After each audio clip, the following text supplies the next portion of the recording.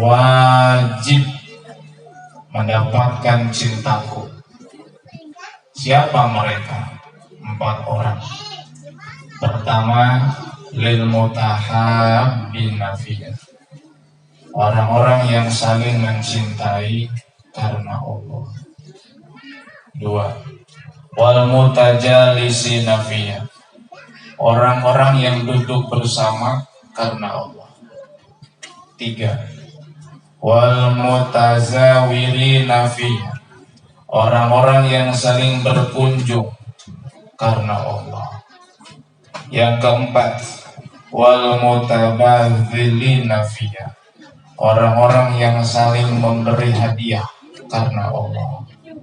4 orang inilah wajabat mahabbati yang berhak mendapat cinta Allah Subhanahu wa ta'ala.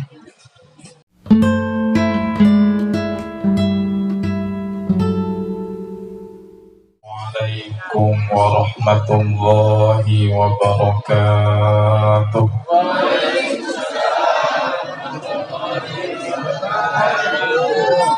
Alhamdulillahil malikid dayyan, assalatu wassalamu ala sayyidina Muhammadin sayyidi waladi adnan wa ala alihi wa ashabihi wa tabi'ihi ala habis zaman. Wassalatu wassalamu ala man idza dzukira ismuhu wajaba lana as-salatu wassalamu alaihi tulal makan.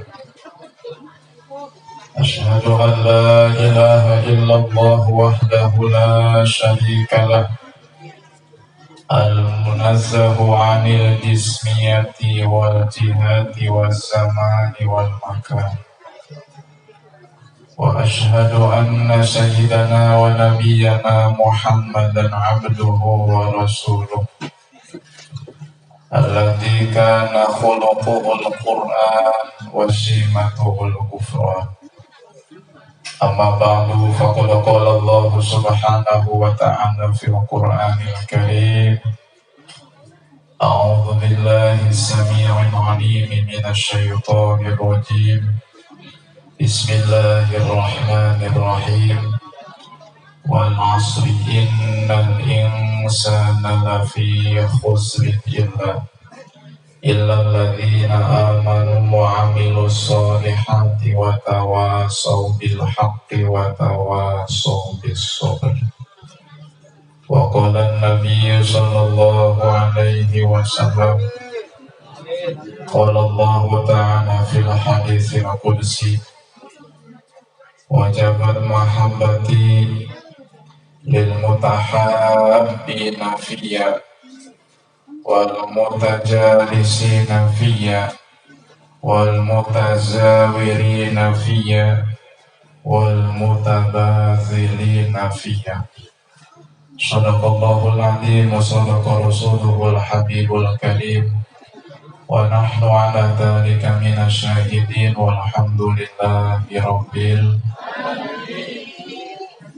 Ibu dan bapak hadirin hadirat rahimakumullah yang saya hormati, para sesepuh, para tokoh masyarakat, terutama sahibul bait Bapak Ustadz Purwanto serta seluruh keluarga dan warga sekitar. Yang saya hormati Ketua Waqtasimu beserta seluruh yang bertugas. Yang saya hormati tim Hadrah Al-Wafa yang selalu mengiringi majelis-majelis kita dengan sholawat kepada Nabi Muhammad Sallallahu Alaihi Wasallam. Yang saya hormati PKM Al-Muhajirin PT Nikomas Gemilang, Ibu dan Bapak hadirin wal hadirat, muslimin wal muslimat, mudah-mudahan semuanya yang hadir yang terlibat dalam acara ini diangkat derajatnya dari tempat kemuliaannya oleh Allah Subhanahu wa Ta'ala. Amin ya rabbal alamin. Hadirin wal hadirat rahimakumullah.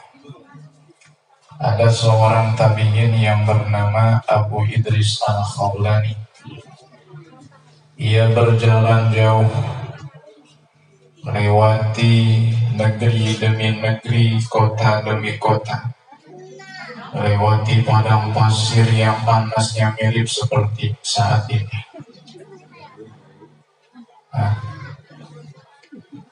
Sampailah Abu Idris Al-Khawlani di sebuah masjid. Ia melihat ada seorang hamba Allah yang soleh, hamba Allah yang taat, ulama yang patuh dan mengamalkan ilmu dengan ikhlas. Ia pun ingin bersilaturahim, bertemu dengan ulama di dalam masjid tersebut. Ia tunggu ulama itu tidak berhenti melaksanakan sholat. Setelah sholat 2 rakaat salam, berdiri lagi, sholat 2 rakaat salam, berdiri lagi, sholat nambah 2 rakaat salam. Setelah salam selesai, Abu Idris Al-Khawlani bertanya kepada orang-orang di dalam masjid, siapakah ini? Mereka menjawab, dia adalah Mu'adz bin Jabal. Siapakah Mu'adz bin Jabal? Dia adalah salah seorang sahabat Nabi SAW yang pernah diutus oleh Nabi berdakwah ke negeri Yaman. Dan Mu'adz bin Jabal berhasil membangun sebuah masjid di Yaman, namanya Masjid Mu'adz bin Jabal. Alhamdulillah, saya pernah berkunjung dan sholat 2 rakaat di Masjid Mu'adz bin Jabal. Kemudian Abu Idris Al-Khawlani datang mendekat bersalaman kepada Mu'adz bin Jabal. Ia ingin mendengar hadis dari Nabi SAW tentang cinta. Maka Mu'adz bin Jabal pun menjawab, aku telah mendengar Rasulullah SAW bersabda. Rasulullah berkata, Allah telah berfirman. Kata Allah di dalam hadis qudsinya, wajabat mahabbati, wajib mendapatkan cintaku. Siapa mereka? 4 orang. Pertama, lil mutahabbina fiyya, orang-orang yang saling mencintai karena Allah. 2, wal mutajalisina fiyya, orang-orang yang duduk bersama karena Allah. 3, wal mutazawirina fiyya, orang-orang yang saling berkunjung karena Allah. Yang keempat, wal mutabadzilina fiyya, orang-orang yang saling memberi hadiah karena Allah. 4 orang inilah wajabat mahabbati, yang berhak mendapat cinta Allah Subhanahu wa Ta'ala. Alhamdulillah, kita sudah mempraktekkan. Kita duduk bersama karena Allah, bukan karena arisan. Ada arisannya kan? Ada, tapi bukan karena arisan kan? Dua-duanya. Tidak apa-apa. Kita saling berkunjung karena Allah. Beberapa waktu yang lalu kita bertemu di kediamannya Bapak Ustadz Abdul Halim. Pernah juga bertemu di kediamannya Ustadz Dimas Kur. Pernah bertemu juga di kediaman siapa lagi? Lupa saya. Datangnya kita ke tempat tersebut bukan karena apa-apa, tapi karena Allah. Dan saling mencintai karena Allah. Asal jangan mencintai istri orang. saling memberi karena Allah. Maka tadi langsung ada yang mempraktekkan saling memberi jeruk sama papais. Alhamdulillah. Ini pertahankan, ini jaga. Wadah Waktasimu ini sangat luar biasa. Orang-orang buat komunitas mobil, ada KAPI, komunitas Avanza Veloz Indonesia, ada komunitas mobil Karimun, ada komunitas pemilik mobil Pajero, ada komunitas pemilik mobil Akor, ada komunitas mobil Mazda. Kau tahu Mazda apa Mazda? Oh, Merkes doang. Ada komunitas A, B, C, dan D. Semalam komunitas Ansor Purwokerto. Subhanallah. Ini komunitas Waktasimu. Boleh semuanya mengadakan komunitas-komunitas. Tapi komunitas mana yang mereka berhak mendapatkan cinta Allah? Adalah komunitas yang didirikan hanya karena Allah. Ajang silaturahim. Bertemunya begini. Baca maulid, baca sholawat, berzikir bersama, mendengarkan tausiah. Komunitas sebelah sana tuh kalau kumpul dangdutan. Sebelah sono. Komunitas apa? Sebelah sono aja pokoknya. Kalau kumpul jaipongan, kalau kumpul maksiat, ini nggak ada. Pernah nggak komunitas Waktasimu berkumpul ngadain dangdutan? Ya, pernah nggak? Nggak pernah. Dan insya Allah nggak bakal pernah. Amin. Kalaupun masih doyan lain urusan. Yang penting jangan diadakan dalam acara Waktasimu. Karena memang wadahnya wadah silaturahim. Ajang berkunjung setiap pekan sekali, setiap waktu sekali, sebulan sekali. Demi apa? Demi mempererat ukhuwah Islamiyah, tali persaudaraan sesama umat Islam. Bahkan ibu dan bapak yang dimuliakan Allah, Allah sediakan kedudukan yang tinggi bagi mereka yang saling mencintai karena Allah. Dan tidak tanggung-tanggung, hadisnya bukan hadis biasa, hadis qudsi. Jadi hadis qudsi itu perlu kita ketahui levelnya di bawah Quran langsung. Sebab hadis qudsi itu firman Allah. Bedanya apa dengan Quran? Bedanya kalau Quran itu lafaz dengan maknanya langsung dari Allah. Jadi Jibril menurunkan wahyu dari Allah Subhanahu wa Ta'ala, berikut lafaz serta maknanya dikasih kepada Nabi Muhammad SAW. Itulah Al-Quran. Makanya Al-Quran kalamun qadimun, adalah kalam Allah qadim yang dahulu. Beda dengan hadis qudsi. Kalau hadis qudsi itu maknanya dari Allah, tapi redaksinya dari Nabi, lafaznya dari Nabi. Beda hadis qudsi dengan Quran. Makanya kalau Quran boleh dibaca di dalam sholat, tapi hadis qudsi tidak boleh. Meskipun firman Allah, tapi redaksinya dari Nabi, bukan dari Allah. Apa yang Allah sampaikan di dalam hadis qudsi tentang kedudukan mereka yang saling cinta karena Allah? Kata Nabi SAW, Allah berfirman, Al-mutahabuna bijalali lahum manabiru min nurin yagbituhumul anbiya wa syuhada.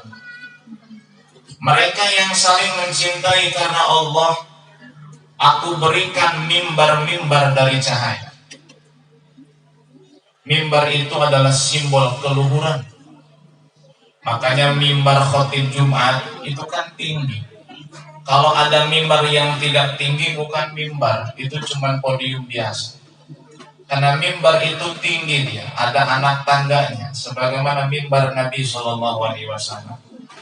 Jadi mimbar cahaya, simbol keluhuran dan kemuliaan, Allah berikan kepada orang-orang yang saling mencintai karena kebesaran Allah.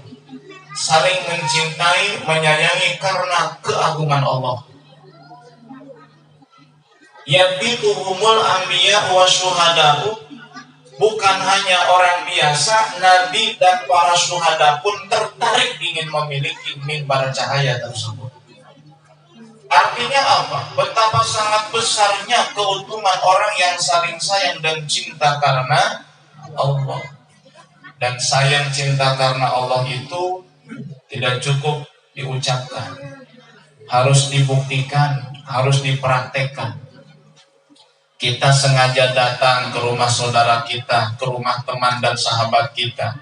Gak ada urusan bisnis, gak ada urusan politik, gak ada urusan pekerjaan, semata-mata ingin berkunjung, istilahnya kangen, pengen ketemu.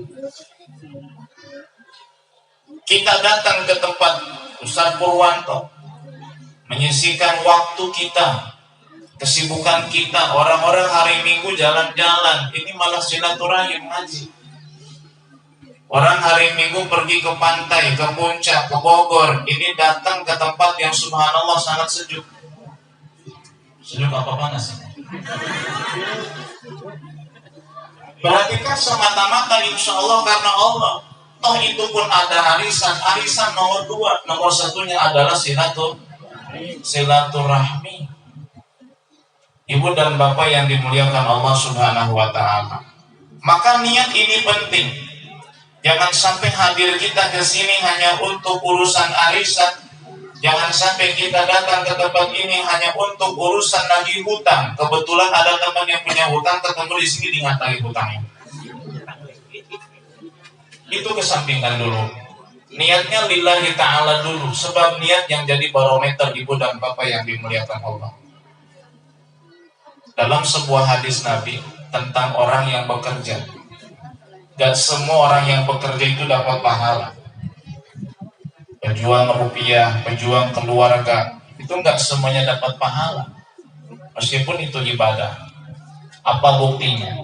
Nabi pernah bersabda, kata Nabi, man talaba dunya halalan istighfafan li nafsih wa sa'yan ala iyalih wa ta'attufan li jarih laqiyallaha ta'ala wa wajhuhu yaumal qiyamati kal qamari lailatal badri. Barang siapa yang bekerja mencari harta yang halal, satu patokan yang halal, istighfafan li nafsih, untuk menjaga kehormatan dirinya, supaya tidak mengemis, supaya tidak mengharapkan bantuan dan pemberian orang lain. Yang kedua, ta'atufan ala jarih, supaya bisa berbelas kasih sayang kepada tetangga, membantu saudara, menyantuni anak yatim, menyumbang janda-janda tua. Bukan janda pirang, janda tua. Kalau janda muda disayangi.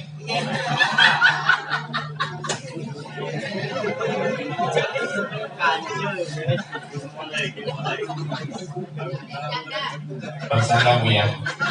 Ini kami kaum laki-laki ngomong kayak begitu bercanda doang. Laki-laki itu hiburannya ngomong kayak begitu. Padahal kata orang Serang, orang wanten. Iya, yang menang si wanten. Bercanda doang, hiburan aja. Jangan anggap serius, karena ibu-ibu suka sensitif masalah kayak begitu. Nanti pulang langsung diremuk. Makanya jangan dianggap serius ya. Bercanda. Ya, siapa tahu Nabi Khidir lewat kan kenyataan. Amin. Puasa yang ala iyali. Niat yang keempatnya untuk menafkahi anak dan istri. Mencari dunia yang halal, bekerja, berangkat ke pabrik, supir angkot, ojek, apalagi kuli bangunan, ya, Grab dan lain sebagainya. Tujuannya apa sih? Supaya menjaga kehormatan diri, biar gak ngarepin dikasih sama orang. Ingin menafkahi anak istrinya, ingin bisa memberi bantuan dan sumbangan, ingin bisa sedekah. Ini orang kayak begitu kata Nabi. Kelak nanti di hari kiamat Allah bangkitkan, wajahnya bersinar seperti bulan purnama. Padahal wajahnya hitam itu. Hitam, asli hitam. Masya Allah. Tapi karena tulus dalam bekerjanya, dengan niat yang disebutkan oleh Nabi tadi, bangkit di hari kiamat wajahnya lebih terang, bahkan bersinar seperti bulan purnama. Alhamdulillah. Oleh karena itu, jangan pernah kalau kita sudah bekerja dan punya penghasilan, tetap masih ngarep-ngarep bantuan dari pemerintah, masih ngarep-ngarep bantuan dari Pak Lurah, masih ngarep-ngarep bantuan dari camat. Ngapain? Sudah punya penghasilan, sudah cukup kebutuhan, ngapain masih ngarep-ngarep BLT? Apalagi dari caleg katanya. Bagaimana kalau dikasih itu lain masalah. Ini kan jangan ngarep-ngarep, jangan minta. Kalau dikasih jangan nolak. Ya iya. Karena kalau nolak itu ya seperti nolak pemberian dari Allah. Sempat kan saya sampaikan itu, arizqu minallah wa tarojol minanas. Rizku dari Allah, wa tarojol. Tahu tarojol? Datang gitu. Itu bukan bahasa Arab, itu bahasa Sunda. Nanti disampaikan yang Rizku minallah wa tarojol minanas. Rizki itu dari Allah, sedangkan tarojolnya dari manusia. Datangnya itu lewat manusia.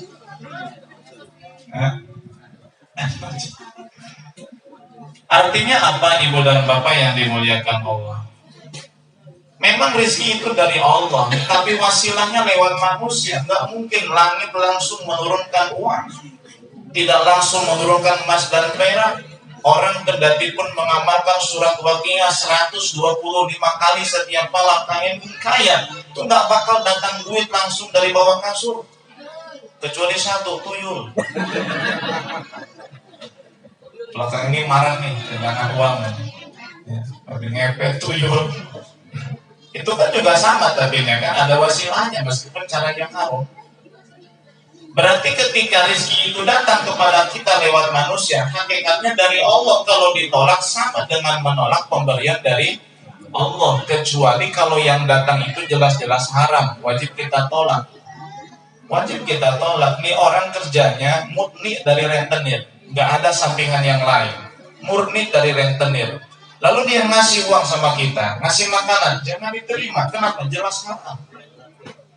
Tapi kalau nih nggak jelas kerjaannya atau kelihatan kerjaannya halal berkah, ya kita kalau dikasih terima, jangan menolak. Tapi jangan pernah mengharap pemberian daripada orang lain. Dikasih hatur nuhun, tidak dikasih masa iya. Ibu dan bapak yang dimuliakan Allah. Namun sebaliknya, wa man talabad dunya halalan mufakhiran wa muraiyan wa mukaffiran laki Allah ta'ala yaumal qiyamati wa huwa alaihi ghadban. Barang siapa yang bekerja dengan cara yang halal, kerjaannya halal Pak, 100% halal, tapi niatnya salah. Ia bekerja untuk menumpuk harta, ia bekerja untuk membanggakan diri dengan harta, ia bekerja untuk muraiyan, pamer sama tetangga dan saudara. Kalau ngebesan, kalau hari raya supaya paling kelihatan, paling bagus mobilnya, supaya kelihatan paling banyak emasnya. Makanya Bu, kalau kondangan emas dipakai semua, punya emas 50 gram dipakai semua, bahkan pakai kerudung saja. Itu kerudungnya sampai ke belakang telinga biar hatinya kelihatan. Muraiyan, pamer. Nah, orang yang semacam itu, kata Nabi, akan bertemu Allah di hari kiamat. Allah murka kepadanya. Sedangkan murka Allah hanya untuk orang yang masuk dalam neraka.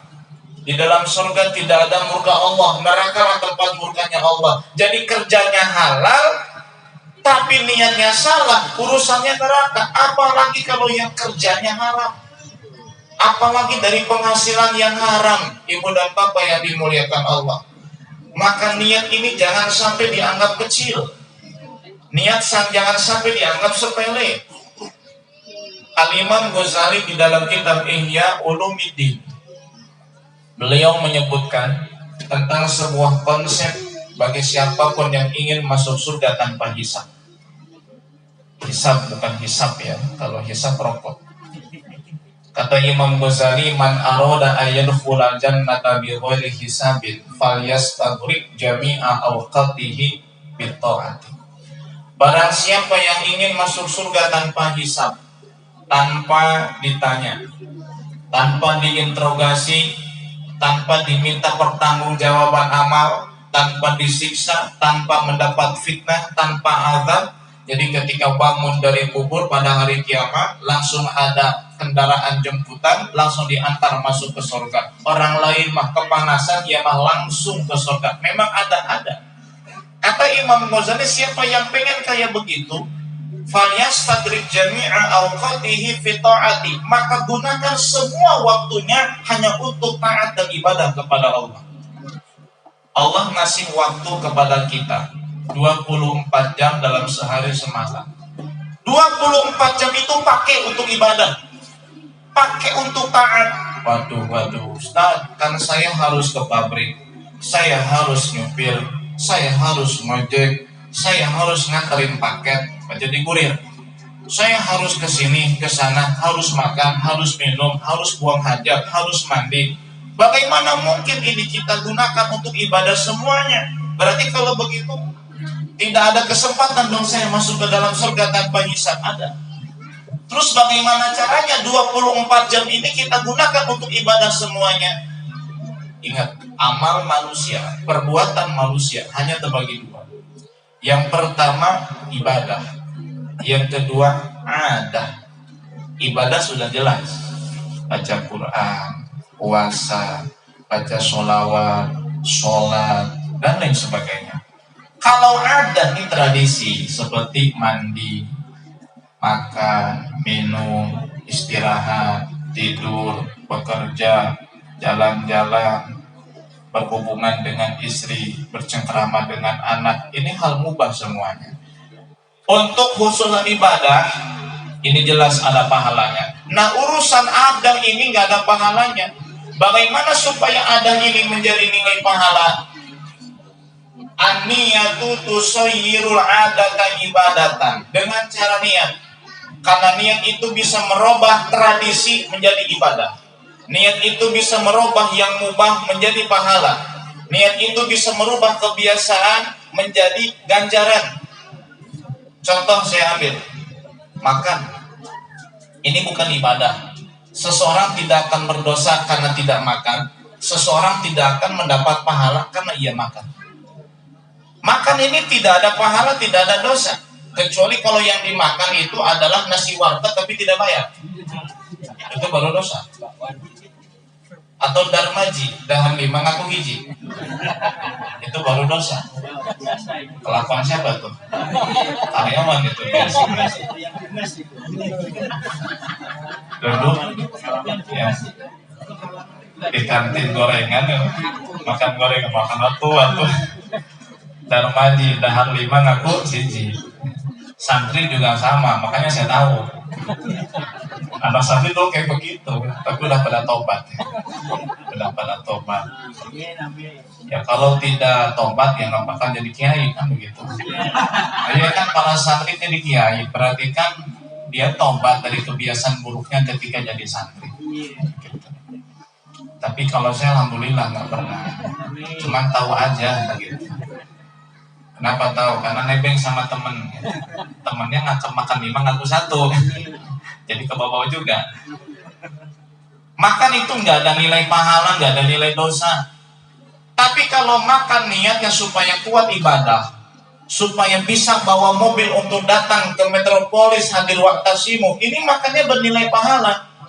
Dikatakan oleh Al-Imam Ibnu Ruslan dalam kitab Sofatul Zuhad.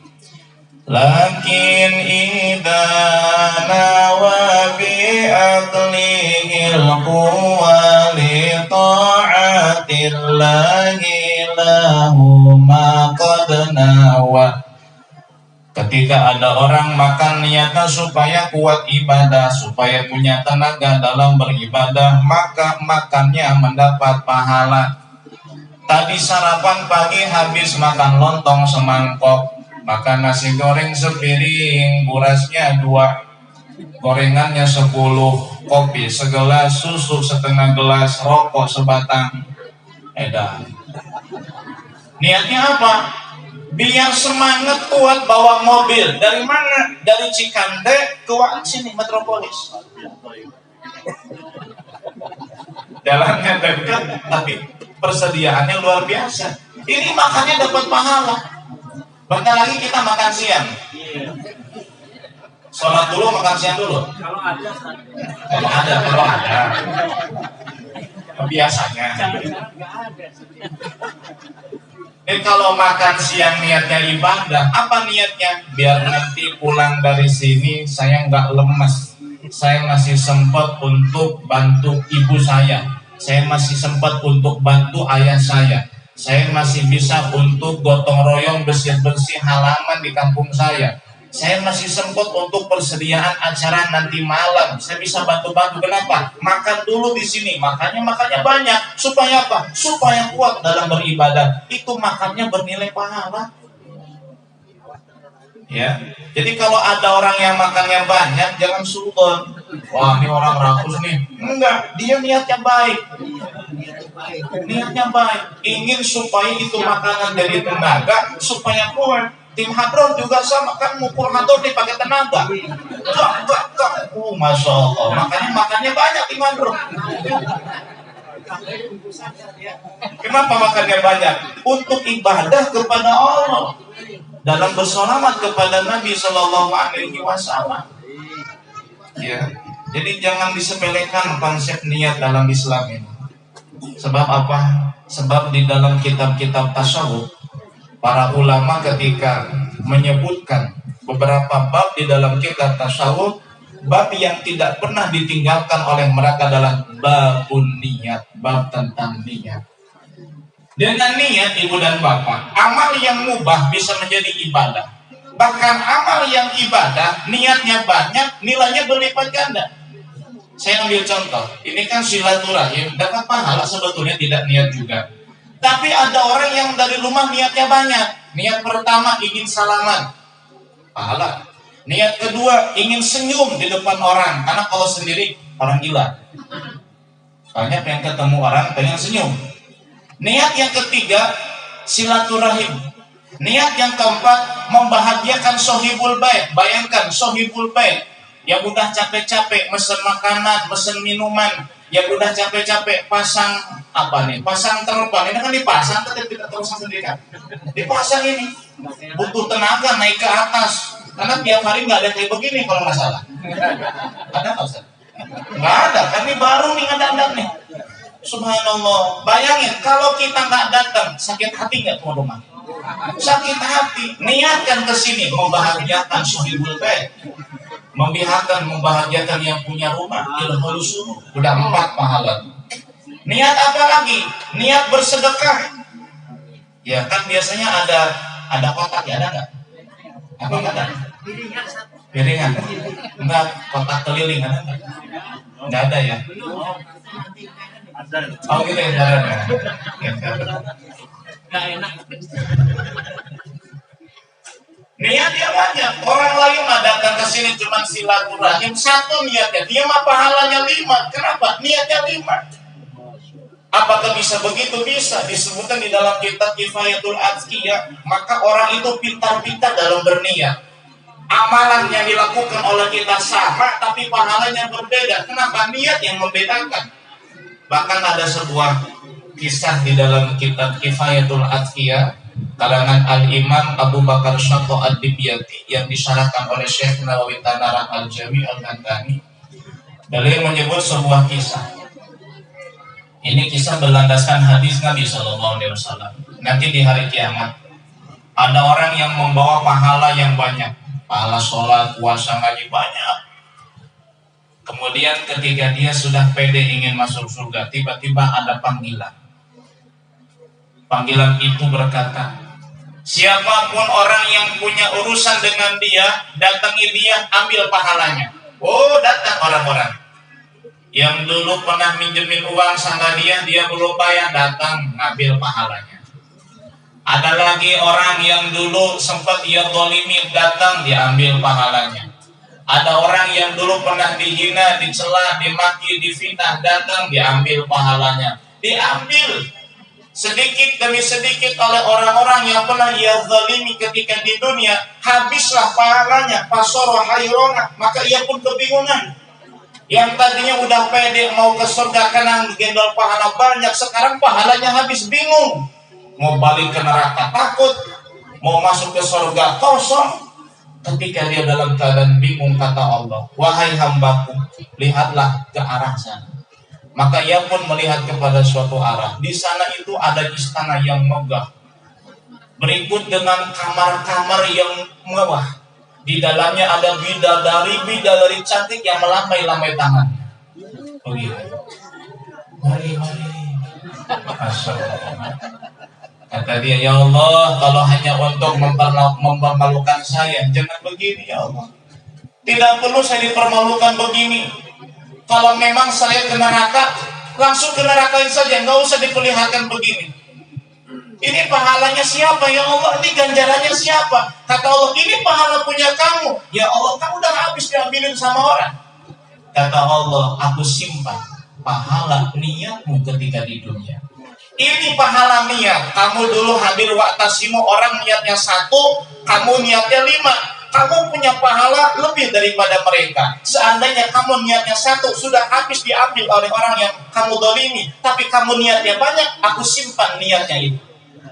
Kamu pergi ke masjid sholat Jumat, orang lain datang cuma niatnya sholat Jumat, kamu niatnya silaturahim, niatnya mendengarkan khutbah, niatnya bersalaman kepada umat Islam, niatnya adalah sedekah, masukin uang ke kotak amal, niatnya adalah menghidupkan syariat Islam, niatnya adalah mengajak orang yang tidak mau sholat Jumat dengan perilaku kita. Orang lain niatnya 1 pergi Jumatan doang, kamu niatnya banyak. Niat yang banyak itu aku simpan. Ketika amal intimu sudah habis, aku berikan amal niatmu pahalanya sekarang. Alhamdulillah. Itu niat, Masya Allah, luar biasa. Jangan sampai salah nih.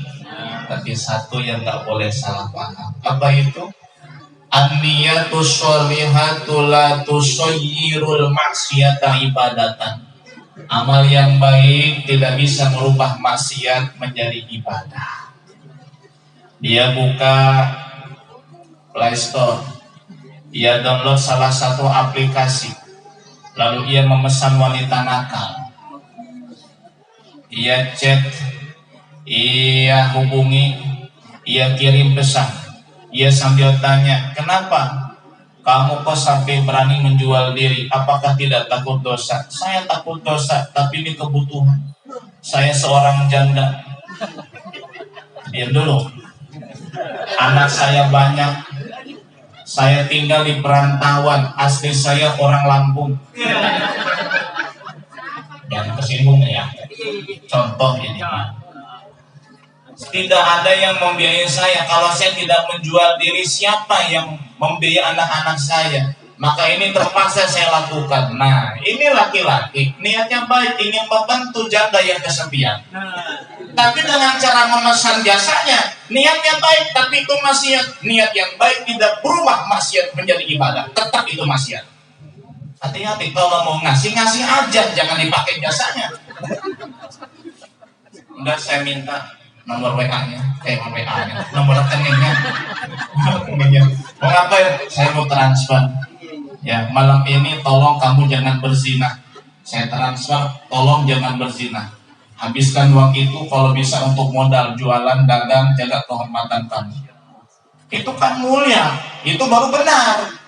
Tapi kalau dipakai jasanya, lalu dikasih uangnya, tujuannya membantu dia. Itu haram itu. Dosa besar itu. Kenapa? Niat yang baik tidak bisa merubah maksiat menjadi ibadah. Kita ambil contoh lagi. Maaf nih ibu-ibu ya. Biasanya kan suka ngomongin orang lain itu kebanyakan ibu-ibu. Rumpi, gibah, kata orang Jawa, ngerasani wong. Ngomongi orang. ngomongin keburukan orang lain. Ibu nggak ada niatan ngomongin orang lain, nggak ada niatan. Kebetulan yang duduk di sebelahan ibu ngomongin, ngebicarain. Dan ibu nih, karena sudah terlanjur duduk di situ, kalau harus keluar pergi meninggalkan teman, takut menyinggung perasaan mereka. Akhirnya tetap duduk di situ mendengarkan, tapi sembari ikut ngobrol dikit-dikit. Ngomongin orang. Niatnya baik apa? Supaya tidak menyinggung perasaan mereka yang sedang ngobrol. Itu kan niatnya baik. Tapi kan tidak dalam hal ibadah, maksiat ngomongin keburukan orang. Maka niat baik tidak mau menyinggung perasaan orang, tapi malah ikut justru ngomongin orang di situ, maka niat yang baik tersebut tidak bisa merubah ghibah menjadi ibadah. Tetap itu dosa. Jelas ya? Apa ya? Astagfirullah.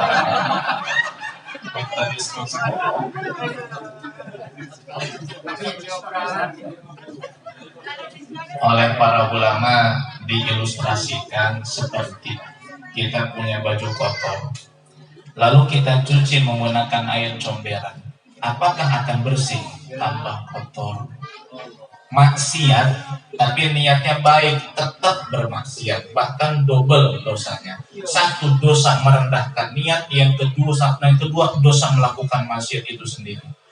Ibu dan bapak yang dimuliakan Allah, maka oleh karena itu niat yang baik hanya berlaku pada ibadah ataupun hal yang mubah. Banyak-banyak niat. Saya ambil contoh satu inspirasi buat kita, Al-Imam Al-Ghazali. Dia punya ayah bernama Muhammad Al-Ghazali. Ayahnya Imam Ghazali setiap kali hadir pengajian, karena ayahnya Imam Ghazali bukan kiai, dia sebagai ghazal, tukang penenun kain. Imam Ghazali, ya, penenun kain. Tapi ayahnya Imam Ghazali ini sering ngaji, senang sama ulama.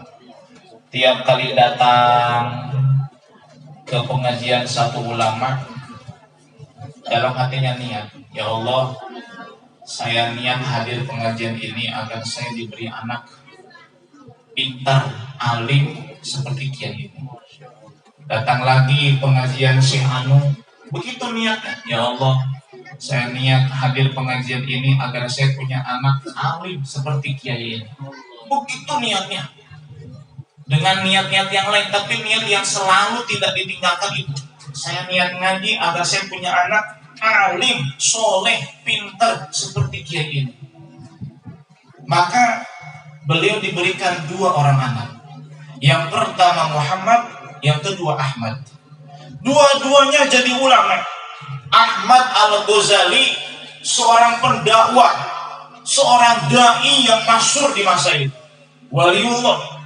Imam Ghazali mendapat julukan Hujatul Islam, yang sampai sekarang namanya tetap harum, kitabnya tetap dikaji. Berkah apa? Berkah niat seorang bapak, berkah niat orang tua. Makanya ibu bapak kalau datang hadir maulidan yang ceramahnya Habib Anu, niat, ya Allah, saya niat hadir maulid ini, ya Allah, jadikan anaknya seperti Habib Anu. Ya, jangan tampannya, cerdasnya, pinternya. Kalau tampannya mana sih? Oh ya, nasib kok.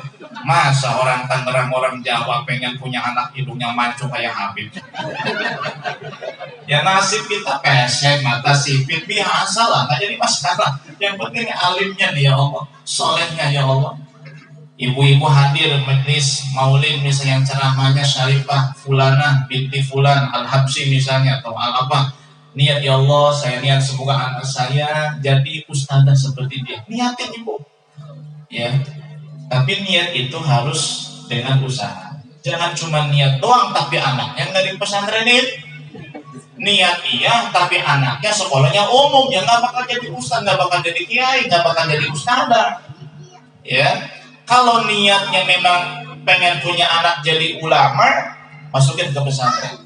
Niat punya anak pengen jadi dewan yang soleh, sekolahkan yang tinggi. Niat punya anak pengen jadi polisi yang soleh, tentara yang soleh, pejabat yang soleh, sekolahkan yang tinggi. Artinya antara niat dengan perbuatan kita itu sinkron sama. Ya, jangan sampai perbuatan kita itu bertolak belakang dengan niat yang ada di dalam hati kita. Ibu dan bapak yang dimuliakan Allah, itulah kisah inspirasi dari perjalanan Al-Imam Al-Ghazali yang umurnya tidak panjang, cuma 55 tahun, tapi bayangan orang yang hidup di abad kelima sekarang sudah abad 15, namanya masih tetap harum, bukan hanya di kalangan ulama dan santri, orang awam pun seolah tidak pernah asing mendengar nama Imam Ghazali. Bukan Mang Ghazali. Kalau Mang Ghazali itu orang tambak, jualan ikan asin. Mang Ghazali. Ini siapa? Al-Imam Al-Ghazali. Ibu dan bapak yang dimuliakan Allah Subhanahu wa taala, demikianlah pesan singkat yang dapat saya sampaikan. Semoga bisa menjadi motivasi bagi kita untuk ke depan lebih baik lagi, dan intinya adalah satu, luruskan niat, ya, jaga waktasimu ini semata-mata hanya karena Allah Subhanahu wa taala. Ya, mudah-mudahan ke depannya semakin berkembang, bukan hanya wajah-wajah yang sering kita lihat sekarang yang hadir, tapi ada wajah-wajah baru yang menghiasi majlis-majlis kita. Amin ya Allah ya Rabbal alamin. Semoga anak cucu kita ke depan bisa mengikuti langkah kita sekarang ini dalam bersilaturahim, dalam menghidupkan syiar agama Allah Subhanahu wa taala dimanapun kita berpijak dan berada. Amin ya Allah ya Rabbal alamin. Mari kita membaca doa Maulid Rabiul Ulami. Allahumma salli wa sallim wa barik alaihi wa ala alihi.